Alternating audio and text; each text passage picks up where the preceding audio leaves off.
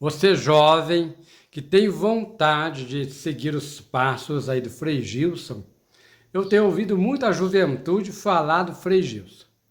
Eu, sinceramente, eu não sou a favor do voto de pobreza, mas eu tenho notado que a juventude tem compartilhado a ideia do Frei Gilson.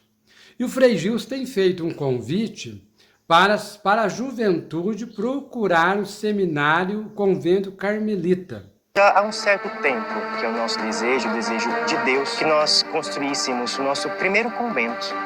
Neste lugar, nós vamos construir esse convento que será um lugar para a formação de novos religiosos e de novos sacerdotes.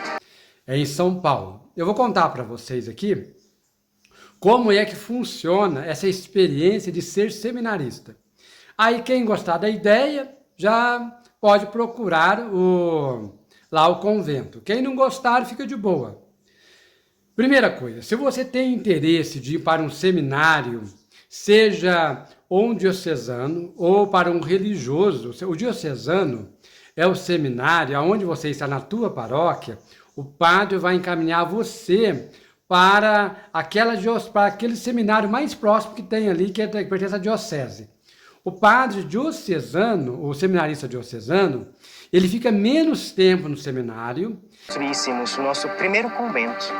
Neste lugar, nós vamos construir esse convento que será um lugar para a formação de novos religiosos e de novos sacerdotes. Ele ordena muito mais rápido, ele tem um tempo de estudo semelhante, igual, mas é mais rápido esse tempo, e é uma experiência totalmente diferente. Porque o seminarista que vai para um seminário diocesano da diocese, a diocese, vocês sabem, é onde tem a catedral, a cidade mais importante onde mora o bispo, e o bispo atende algumas cidades, algumas paróquias. E esse território que o bispo atende chama diocese. E nessa diocese sempre tem um seminário. Aí você procura o padre da tua cidade, você fala, olha padre, não importa se você é coroinha, se você vai na missa ou não, se você tem um desejo, você procura o padre, fala, olha padre, eu tenho um desejo de ir para o seminário. Aí o padre vai perguntar para você, mas como surgiu essa vocação e por que você quer ir para o seminário e qual o seminário? Quando ele perguntar qual o seminário, ele está querendo dizer, se você quer estudar no seminário diocesano, ser padre naquela região que você mora, ou se você quer ser um padre de congregação, igual Frei Gilson, um frei ou um padre. Frei e padre é a mesma coisa. Só que frei, a diferença é que eles fazem voto de pobreza, a roupa é diferente, a roupa é de estilo de monge. Então nós temos o padre Robson também é considerado como frei, entendeu? Os redentoristas, os carmelitas, os agustinos. Então, a diferença é de nome só, mas tudo vai ser padre.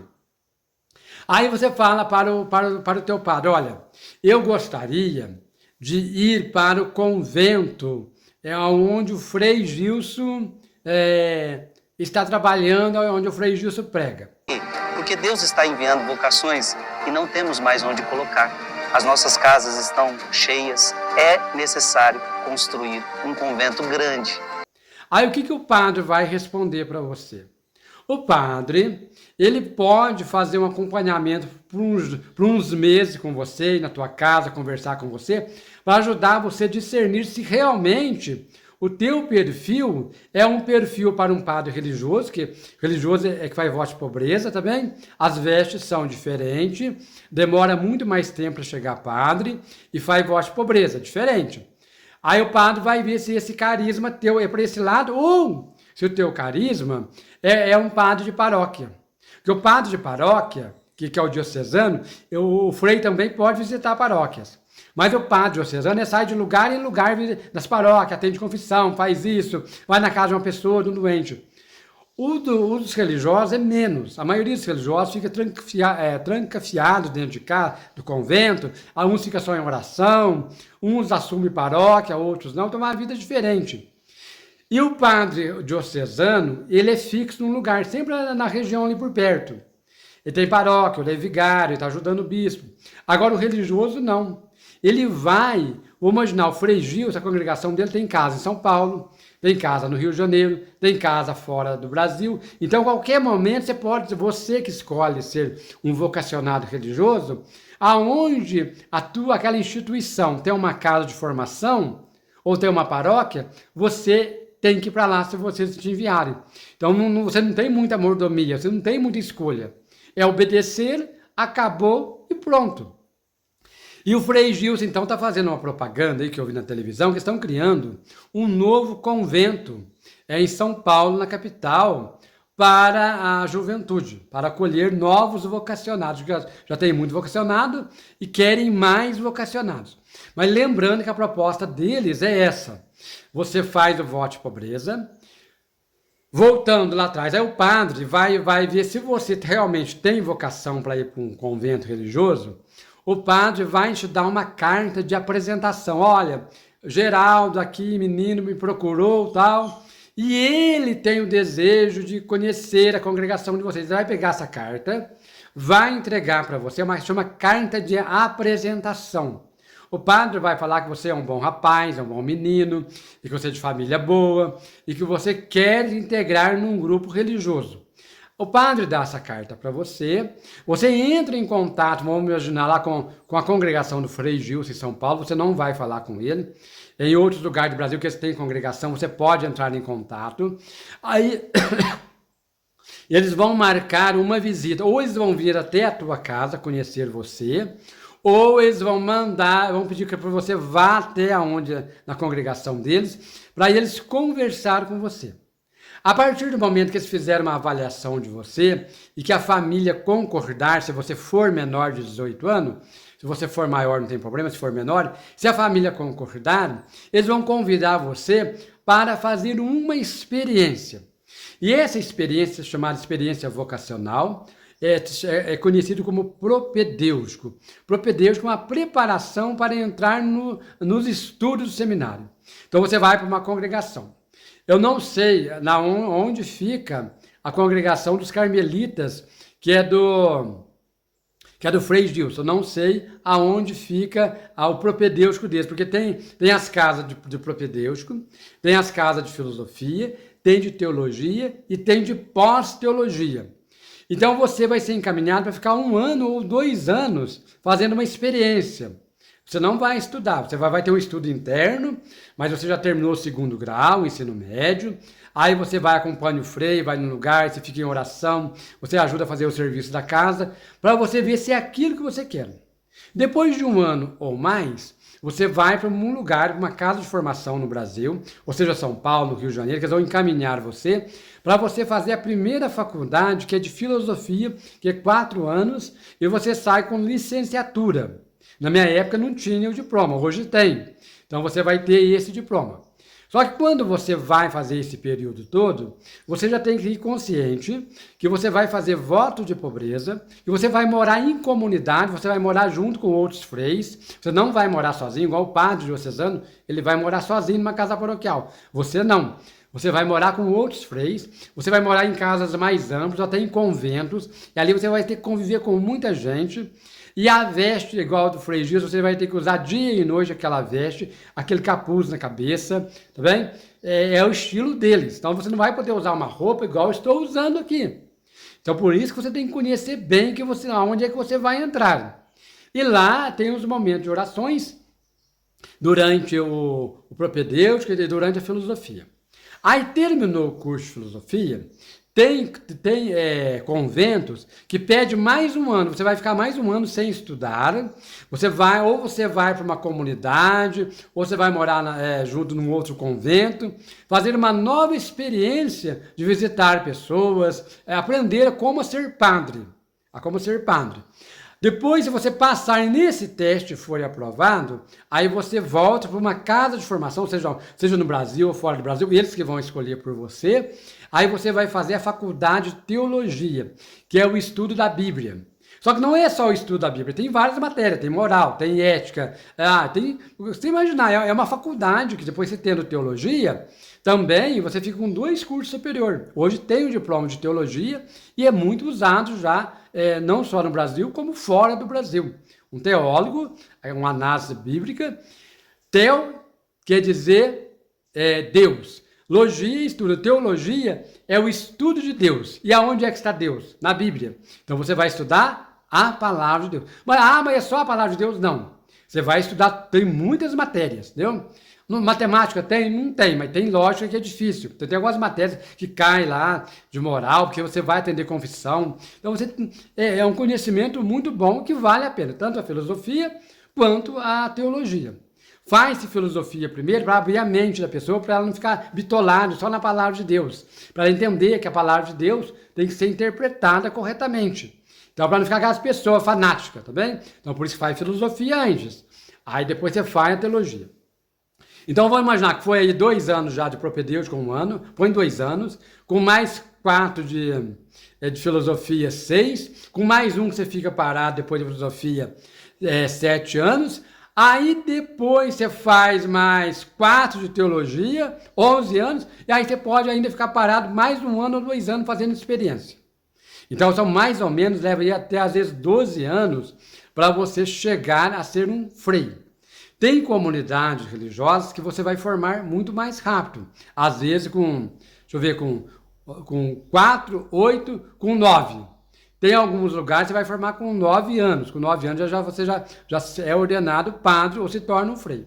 Mas os diocesanos, padres diocesanos, a regra é 8 e 9 anos. A regra é 9 anos. Eu, por exemplo, eu que aconteceu algumas coisas comigo de escola, mas se fosse somar o tempo meu, eu demorei mais tempo, mas seria apenas 9 anos. 9 anos? Não, 9 anos, porque eu não fiz propedêutico quando eu fui para o seminário, por causa da minha idade, eu já entrei já com 20 e poucos anos, então eu não fiz propedêutico, não foi preciso fazer, e eu não tinha faculdade, só tinha o ensino médio. Depois que eu terminei os meus estudos, eu esperei 1 ano para ordenar diácono. Depois de 1 ano para ordenar diácono, eu esperei mais 1 ano para ordenar padre. Eu levei 10 anos. Fora outras paradas que eu tive que fazer da minha vida, né? Mas eu demorei, no mínimo, aí hoje, se fosse você, demoraria 10 anos num diocesano. Tem diocese que vai ordenar, às vezes, o caboclinho mais rápido. Por quê? Porque às vezes não tem padre no local, o bispo pede que ordene mais rápido o menino. Vamos ver, o cara acabou de fazer teologia, o bispo vai falar, semana que vem eu quero esse cara ordenado padre. Isso acontece.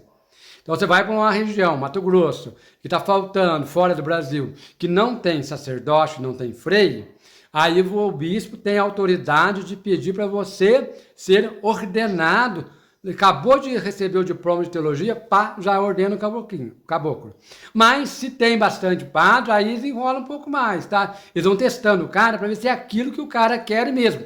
Você é provado mesmo ali no fogo, tá bem? E quando você é ordenado, antes da ordenação, quem faz voto de pobreza já assina um documento da presença do bispo, que você fez voto de pobreza. A mesma coisa também quem é diocesano, assina o voto de obediência e de castidade. E o outro faz voto de pobreza, castidade e obediência religioso. E você já é determinado aonde você vai trabalhar.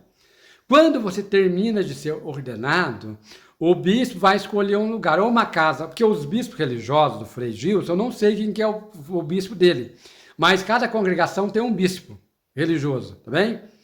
Agora, o bispo do Frei Gilson, por exemplo, vai encaminhar você para um lugar fora do Brasil ou no Brasil, com quem é que você vai ficar, ele vai encaminhar você para aquele trabalho. Só que quando você é encaminhado, você de cara, você já não pode atender confissão.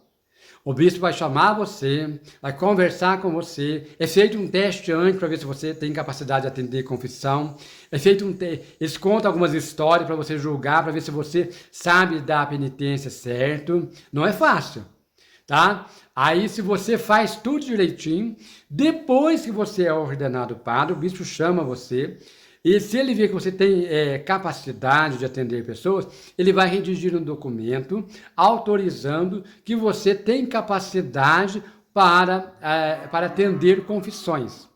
A missa, automaticamente, você já vai celebrar, porque você já foi ordenado para isso. As confissões, não. Tem um tempo, tem uns demora, 1 semana, 1 mês, 3 meses, né? Eu já fui de imediato, né? Porque eu, como diácono, já tinha assumido uma paróquia na época, né? Quando eu fui diácono, já trabalhei 1 ano na paróquia, então quando eu ordenei padre, O bispo já me deu a paróquia e já autorizou tudo que eu já fazia. Eu só não celebrava a missa, não atendia confissões, mas já fazia tudo praticamente na paróquia. E aí você vai receber as instruções. Aí se você é padre religioso, eles vão explicar para você se você vai ser um professor, se você vai acompanhar alguém fora do Brasil ou no Brasil, se você vai cuidar só lá dentro do convento, se você vai morar só dentro do convento. Então você vai receber a tua missão. Quando é padre diocesano, ou ele vai para uma paróquia, ser pároco, ou ele vai ser vigário do padre, vai trabalhar com um padre de vigário. Nas dioceses, quando está faltando padre, o carinha acabou de ordenar o padre secular, ele já vai para uma paróquia, já vai ser pároco. E lá ele já vai começar a receber o teu salário, que varia de diocese para diocese. A diocese que eu estava variava de 2 salários mínimos a 3 salários mínimos. Os padres que tinham mais idade, faziam mais tempo, mais de 5 anos, chegavam a ganhar até 3 salários mínimos. Então depende de cada bispo como que ele vai pagar esse pessoal, tá bem? E quem paga o salário é a paróquia, a comunidade. Se você está numa paróquia, você que está administrando, você tem que ganhar dinheiro com o dízimo para tirar o teu salário, para tirar o gasto da casa paroquial, para tirar os gastos da comunidade, para mandar dinheiro para a Cúria, para mandar dinheiro para Roma uma vez por ano. Então você tem uma responsabilidade muito grande. Então não é igual você é um funcionário público que todo mês vem o teu pagamento. O teu pagamento quanto padre depende do teu trabalho com o povo. Se você é um padre mau, se você é um padre que não agrada o povo, que não atende bem, o povo não vai na igreja. Se o povo não vai na igreja, não tem dízimo, não tem nada. Como é que você vai sobreviver? E nas paróquias que eu passei, graças a Deus, foi um sucesso. Tinha dinheiro de sobra, tinha o meu salário, tinha carro 0 km, tinha casa, eu não andava em carro velho. Porque eu administrava bem. E o povo vinha rezar dentro da igreja. Então o padre ele tem que ter uma espiritualidade de pregar a palavra de Deus e estar com o povo. Porque ele é tirado do meio do povo, enquanto é vocacionado, para servir o povo de Deus. É igual um funcionário público, um político. Ele é tirado do meio do povo para servir o povo. Que muitas vezes não acontece. E dentro das igrejas cristãs, católicas principalmente, padres, muitas vezes não acontece isso, que muitos padres vão, quando ordenam um padre, quando é seminarista é uma coisa. Quando ordenam, aí vira cambuca. Aí fica orgulhoso, fica vaidoso, aí se acha o dono da verdade, aí fica pregando certas coisas que nem vou falar aqui, né? Então aí o povo vai afastando, porque o povo não é bobo. O povo precisa de acolhimento. E a missão do padre é acolher e dar um testemunho verdadeiro. O testemunho é da palavra de Deus, tentar imitar Jesus, que ninguém vai ser igual a Jesus, porque ele é Deus. Mas pelo menos tentar imitar, fazer alguma coisa boa. Nós temos vários exemplos de padre que foram grandes sucessos na vida, né? São João Maria Vianney, ele comia apenas batata, essa batata que a gente conhece na região inglesa, e dormia num banco de tábua, e era considerado no seminário um dos meninos que não tinha capacidade, e se tornou um grande santo. Ele era padre na cidade de Arcis, a 20 quilômetros da França. Eu tenho vontade de conhecer esse lugar. Ele é o padroeiro dos padres. E um homem que fazia praticamente milagre enquanto era vivo. Foi para uma cidadezinha pequena de 1.500 habitantes, porque ninguém queria ir para lá, que era um povo que só vivia em festa, em bagunça. Ele converteu quase todo mundo e o mundo inteiro passou para aquele lugar. E ele atendia mais de 200 confissões por dia. E quando ele foi, não tinha uma confissão para atender. E o bispo mandou ele para lá, sabe por quê? Para ele decidir a vocação, porque eles não queriam que ele fosse padre. Então vão mandar ele para lá, esse homem baixinho, esse homem magrinho. Ele foi numa carroça, caiu nos pedaços, e não sabia o endereço direito. Chegou lá, tinha uma caminha, uma partilheirinha velha, e lá ficou a vida inteira. E é um homem que é lembrado até hoje que fez história. E era um padre que fez voto de pobreza. E era um padre que dedicou a vida a Deus. Então nós temos na história histórias bonitas que vale a pena ser seguido. Então, se você quer ir para o seminário, a missão não é fácil. Você vai ser provado a todo instante. Você vai ser questionado, uns vão te julgar, tem reunião direta julgando a tua personalidade, o teu comportamento, o jeito que você anda, o jeito que você veste, o jeito que você come, com quem você conversa. E tudo é avaliado dentro do seminário. O carinha, para chegar a ser padre, eu falo, olha, o cara que chegar a ser padre, ele entra no céu. porque realmente não é fácil a missão. Eu passei por isso, já contei para vocês. Padre Alessandro Campos também não foi fácil, eu não fui fácil chegar como padre. Tem vários padres que contam as histórias que não foi fácil. Alguns chegam com mais facilidade, outros não. Tem outros é provado mesmo, talvez você vai ter que passar por essas provações. Quando eu fui para o seminário, minha mãe chorou o dia inteiro, não queria que eu fosse. Falou, não vai, né? Mas eu falei, Deus está me chamando, eu vou. E hoje eu estou aqui, né? Pregando a palavra de Deus, mas estou afastado do ministério. Não sei o que vai acontecer, né? Não sei, mas estou aqui, fazendo a minha missão, aquilo que Deus me concedeu. Me deu a graça de ser padre, eu não desisto e levo a missão. Então, se você que está assistindo o meu programa tem alguma dúvida, pode pode deixar uma mensagem que eu respondo, ou eu gravo um programa para atender, para explicar melhor o que você pode, o que faz dentro do seminário e quais são as dificuldades. Lembrando que 90% de 100 pessoas que vão para o seminário, de 100 pessoas, a religiosidade chega a 10, chega a 2 no final só. Isso é para você ter uma ideia. Uns saem e a maior parte deles são dispensados do seminário. O seminário fala que aconselha o cara a ir embora. E quando o cara é aconselhado no seminário, se o reitor não gosta do cara, ele vai mandar carta sua para todas as dioceses. Porque é o seguinte, quando você sai de um seminário, que eles mandam você embora, que aconselham você embora, quando você bater na porta de outro seminário, o outro seminário lá, o outro reitor vai ligar naquele seminário que você estudou. E ele vai pedir informação sobre você. Aí o reitor, se ele não gosta de você, ele vai começar a falar, olha, ele era um menino bom, fez isso, mas, esse mais é menos, é para prejudicar a pessoa. Mas aqui ele não gostava de trabalhar, aqui ele não gostava de estudar, aqui ele era isso, aquilo era aquilo. Ele vai falar um monte de coisa de você.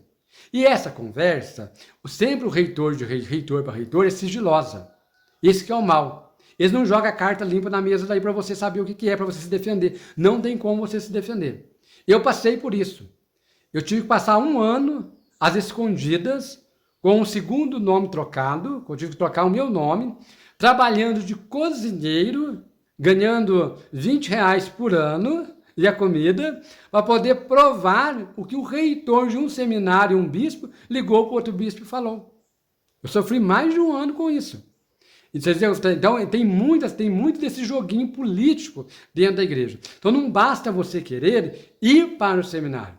Basta você saber também como funciona o esquema dentro do seminário para você chegar a ser padre. É uma política religiosa e eu passei por isso. Eu, na minha época, vi muitos seminaristas esmurrar a parede e chorar, porque queria ser padre e o reitor chamou e de repente o cara juntou a mala e teve que ir embora. E a maioria não conseguiram ordenar padre, porque talvez não tiveram a disponibilidade que eu tive de provar a inocência. Você tem que provar a inocência. E não é fácil. Porque dentro da igreja é difícil, a batalha é difícil para ser padre. Mas se você tem vocação e a tua vocação é de Deus, você vai conseguir. E eu falo abertamente, eu não apoio muito não por tudo que eu passei. Mas se você que gosta de Frei Gilson, gosta de Padre Fábio de Mello, gosta de Padre Alessandro Campos, acha bonita a vocação, já é um sinal de chamado. Mas achar bonito não é o caminho, não é fácil.